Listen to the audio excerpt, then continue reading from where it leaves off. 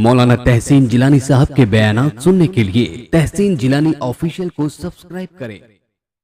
नसीहत का हुक्म अल्लाह ने दिया, नबियों को दिया, रसूलों को दिया, वलियों को दिया, उनकी मारिफत हर ईमान वाले को दिया।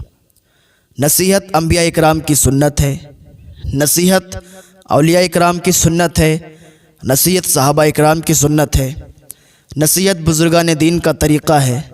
अंबिया को हुक्म है कि वो मेरे बंदों की नसीहत करें, औलिया को हुक्म है कि वो मेरे बंदों की नसीहत करें, बाप बेटे की नसीहत करें, उस्ताद शागिर्द की नसीहत करें, पीर मुरीद की नसीहत करें, उलमा अवाम की नसीहत करें। अल्लाह ताला कुरान करीम में इरशाद फरमाता है, ए महबूब वज़क्किर, नसीहत कीजिए, फ़इन्न ज़िक्र तुनफ़उल मुमिनीन, बेशक नसीहत ईमान वालों को फ़ायदा पहुँचाती है। अब ये मालूम करें कि नसीहत कहते किसे हैं, नसीहत किस चीज़ का नाम है। तो देखें, नसीहत किसी को अच्छाई की बात करना, किसी को भलाई की बात करना, किसी को फ़ायदे की बात करना, किसी को बुराई से रोकने की बात करना, किसी को नुकसान से रोकने की बात करना, इस हमदर्दी के जज्बे के तहत जो बात की जाए उसे नसीहत कहते हैं। और अल्लाह ताला को ये अमल बहुत ही पसंद है कि मेरे बंदे आपस में नसीहत करते रहें, एक दूसरे को नसीहत करते रहें। अब चाहे वो मोमिन हो या काफिर हो, अच्छा हो या बुरा हो, नेक हो या बद हो, गुनाहगार हो या नेक हो, हर इंसान को नसीहत फ़ायदा पहुंचाती है। कोई ऐसा इंसान नहीं कि जिसको नसीहत से फ़ायदा ना होता हो। दूसरों को तो नसीहत से फ़ायदा होता ही है, लेकिन अपनी ज़ात को भी नसीहत से फ़ायदा होता है। और अल्लाह ताला को ये अमल इतना पसंद है कि हज़रत सुलेमान अलैहिस्सलाम अल्लाह के नबी हैं, पूरी दुनिया पर जिनकी हुकूमत थी। हज़रत सुलेमान अलैहिस्सलाम का लश्कर जा रहा था तो चींटियों की मलिका 3 मील दूर से बोली अपनी बिरादरी की चींटियों से कि सुलेमान का लश्कर आ रहा है, तुम लोग अपने अपने बिलों में दाखिल हो जाओ, अपने अपने सुराखों में दाखिल हो जाओ, कहीं ऐसा ना हो कि सुलेमान के लश्कर के पाँव के नीचे कुचली जाओ। हाँ, ये वो अपनी बिरादरी को गाइड कर रही है, अपनी बिरादरी को नसीहत कर रही है, हाँ, अपनी कौम को नसीहत कर रही है। और अल्लाह ताला को चींटी की ये नसीहत इतनी पसंद आई कि अल्लाह ने कुरान में सूरह नमल चींटी के नाम से सूरत नाजिल फरमा दी। तो बताएं कि चींटी ने जब अपनी बिरादरी वालों को नसीहत की, अपनी कौम को नसीहत की, तो अल्लाह ने कुरान में सूरत नाजिल फरमा दी। तो बंदे अगर एक दूसरे को नसीहत करेंगे तो अल्लाह ताला को ये अमल कितना पसंद आएगा, अल्लाह ताला कितना राज़ी होगा कि उसके बंदे आपस में नसीहत करते हैं। हाँ, तो नसीहत अल्लाह ताला को बहुत ज़्यादा पसंद है कि उसके बंदे आपस में नसीहत करते रहें।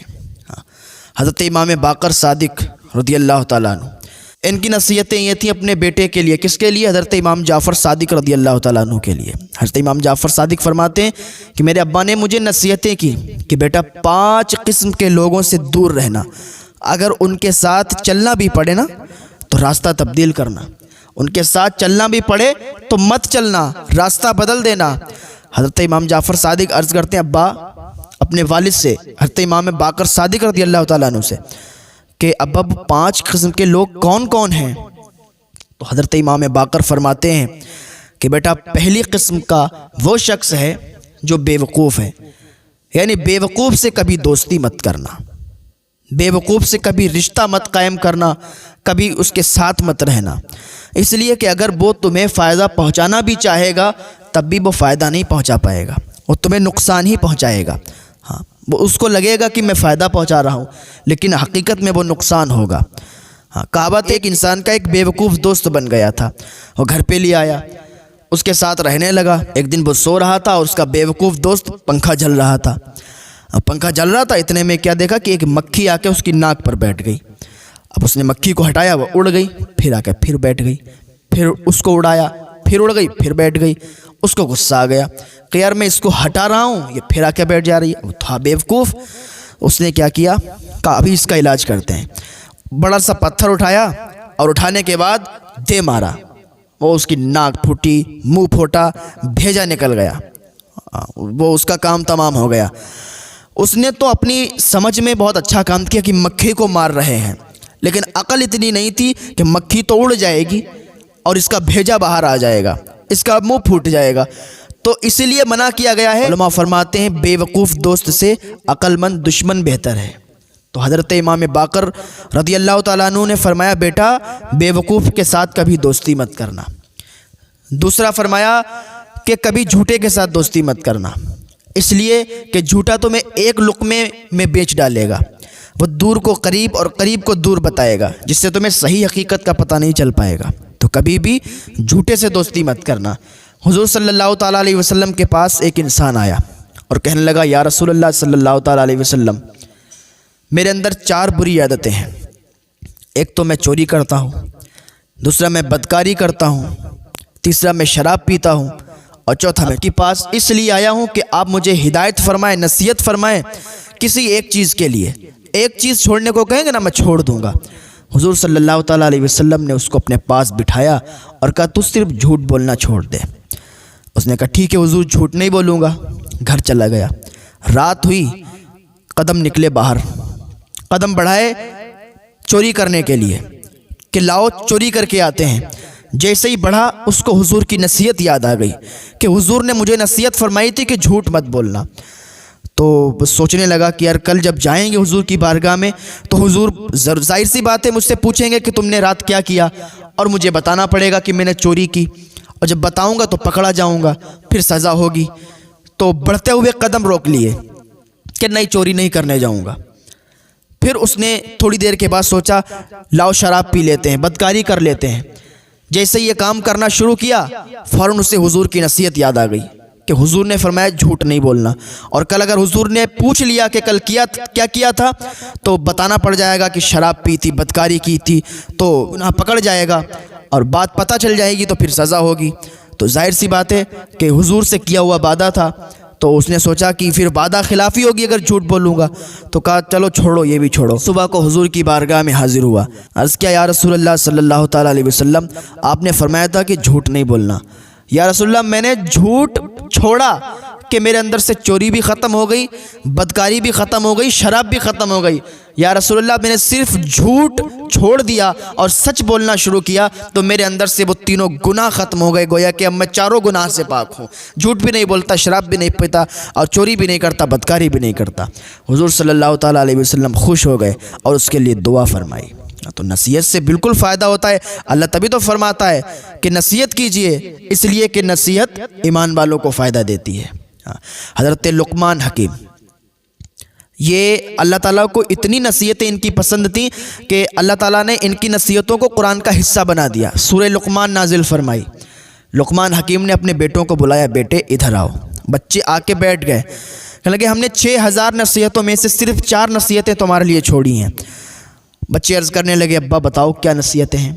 کہا بیٹا جب کسی کے گھر جانا نا تو اپنی نگاہوں کی حفاظت کرنا، کیونکہ جب نگاہیں اٹھتی ہیں اور نگاہیں جب غلط پڑتی ہیں تبھی گناہ سرزد ہوتے ہیں، تبھی گناہ وجود میں آتے ہیں اور وہ گناہ کرنے کا دل چاہتا ہے۔ کہا ٹھیک ہے۔ کہا دوسری میری نصیحت یہ ہے کہ جب بھی کسی مجلس میں بیٹھنا تو اپنی زبان کو پابندی کے ساتھ بند رکھنا، یعنی زبان کو بیجا مت کھولنا، زبان سے کوئی بری بات مت کرنا، اور مجلس میں بیٹھ کر زیادہ مت بولنا۔ کہا بیٹا تیسری نصیحت یہ ہے کہ جب کھانا کھانے بیٹھنا دسترخوان پر تو کم کھانا، کیونکہ اچھی صحت کا راز، اچھی تندرستی کا راز کم کھانے میں ہے، تو اپنے معدے کی حفاظت کرنا۔ اور چوتھی نصیحت یہ ہے بیٹے نماز کو کبھی مت بھولنا، نماز کا جیسے ہی ٹائم آئے فوراً نماز پڑھنا، اور اپنے دل کی حفاظت کرنا، سجدوں کو لمبا کرنا۔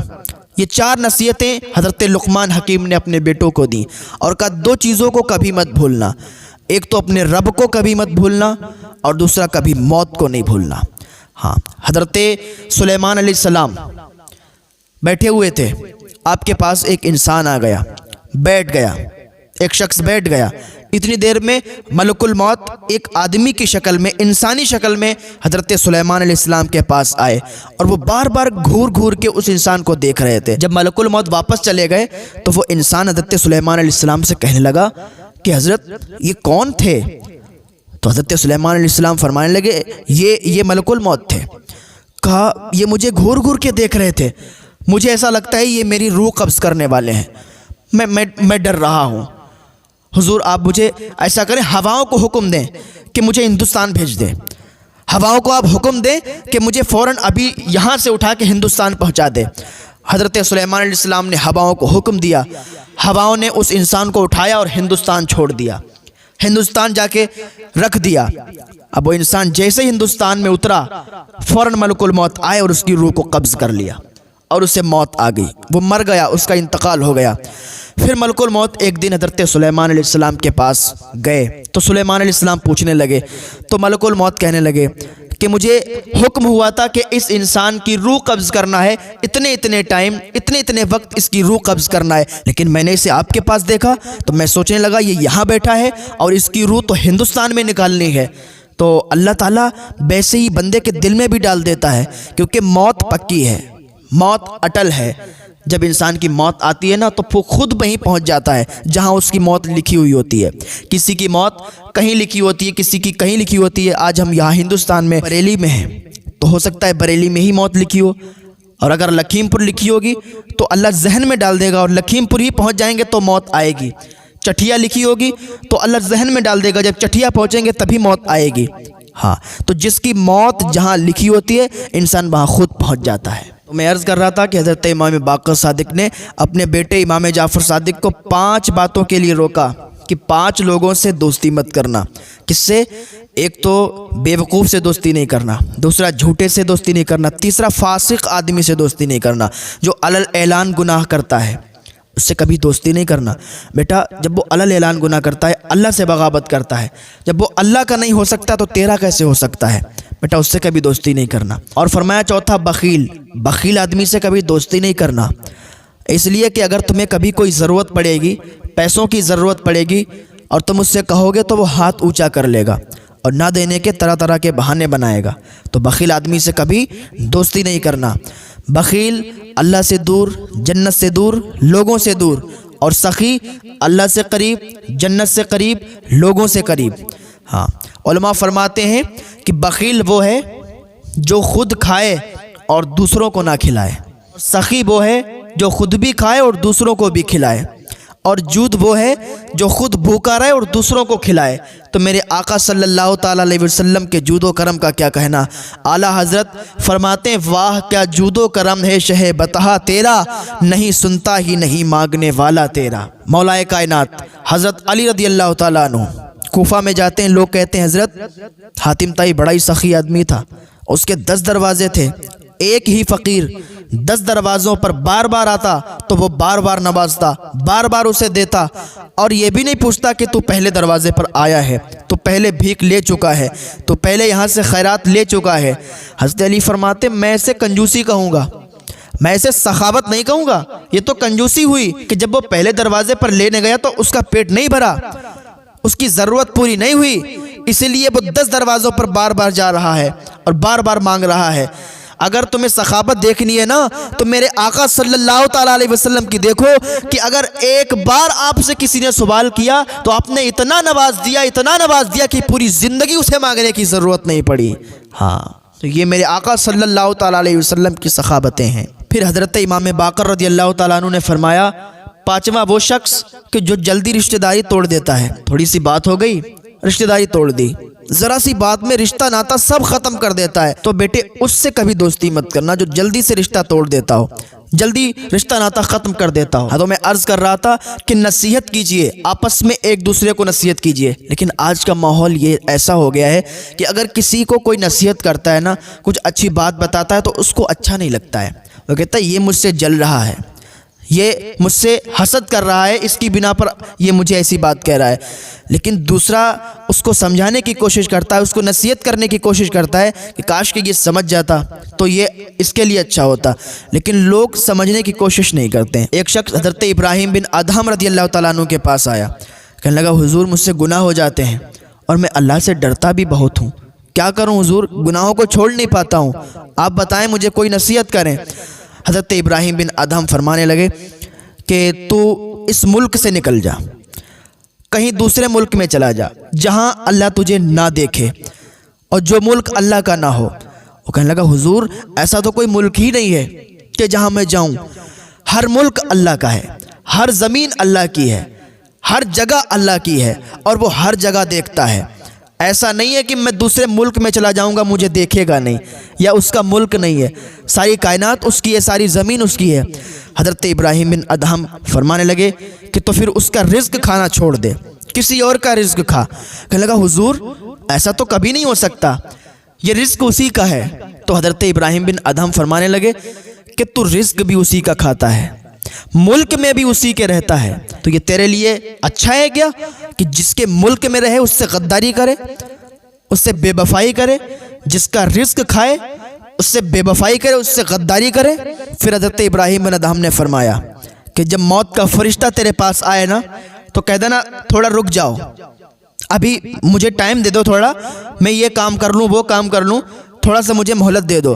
وہ کہنے لگا حضور یہ بھی تو نہیں ہو سکتا، کیونکہ وہ موت کا فرشتہ ہے نا، وہ ٹائم کا انتظار نہیں دیکھتا ہے، وہ مہلت نہیں دیتا، جب موت لکھی ہوتی ہے فوراً قبض کر لیتا ہے اور چلا جاتا ہے۔ پھر حضرت ابراہیم بن ادہم نے فرمایا کہ تو جب جہنم میں جانے لگے گا تو جہنم کے فرشتوں سے کہنا رک جاؤ، مجھے دوزخ میں مت ڈالو، مجھے جنت میں لے چلو۔ کہنے لگا حضور یہ کیسے ہو سکتا ہے، وہ جب فیصلہ ہو جائے گا اور مجھے دوزخ کی طرف لے جا رہے ہوں گے پھر تو میں کتنا بھی گڑ گڑاؤں گا، کتنا بھی روؤں گا، کتنا بھی چلاؤں گا، وہ نہیں سننے والے، اور تو مجھے دوزخ میں ڈال دیں گے، دوزخ کی آگ میں جلائیں گے، دوزخ کی آگ میں دغائیں گے۔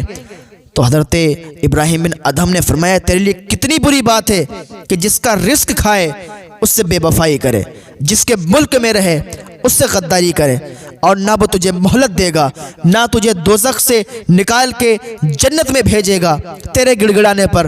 تو تیرے لیے کتنی بری بات ہے، اب تو خود سمجھدار ہے تو خود سمجھ لے۔ اتنی بات اس نے جب سنی نا، اتنی نصیحت سنی تو قدموں پہ گر گیا، کہا حضور میں اللہ کی بارگاہ میں توبہ کرتا ہوں، آپ میرے حق میں دعا فرمائیں، میں سارے گناہوں سے توبہ کر رہا ہوں اور انشاءاللہ آج کے بعد کوئی گناہ نہیں کروں گا، کیونکہ مجھے اب خوف آنے لگا ہے، مجھے میرا دل گھبرانے لگا ہے کہ اللہ کا عذاب بڑا سخت ہے، وہ جب پکڑنے پہ آتا ہے تو پھر کوئی چھٹا ہی نہیں سکتا اسے، ہاں اس کا عذاب بڑا سخت ہے۔ اللہ رحیم ہے، کریم ہے، غفور الرحیم ہے، وہ بخشنے پہ آئے تو اس سے بڑا کوئی بخشنے والا نہیں ہے، کوئی معاف فرمانے والا نہیں ہے۔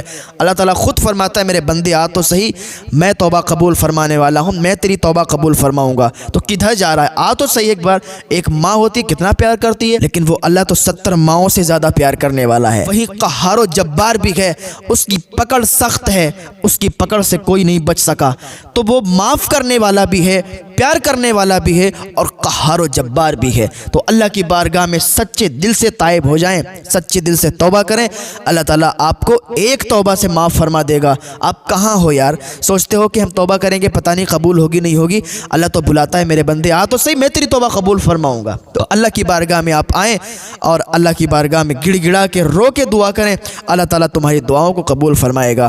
اللہ رب العزت کی بارگاہ میں دعا ہے اللہ ہمیں نیک عمل کرنے کی توفیق عطا فرمائے، اللہ ہمیں ہدایت کی توفیق عطا فرمائے۔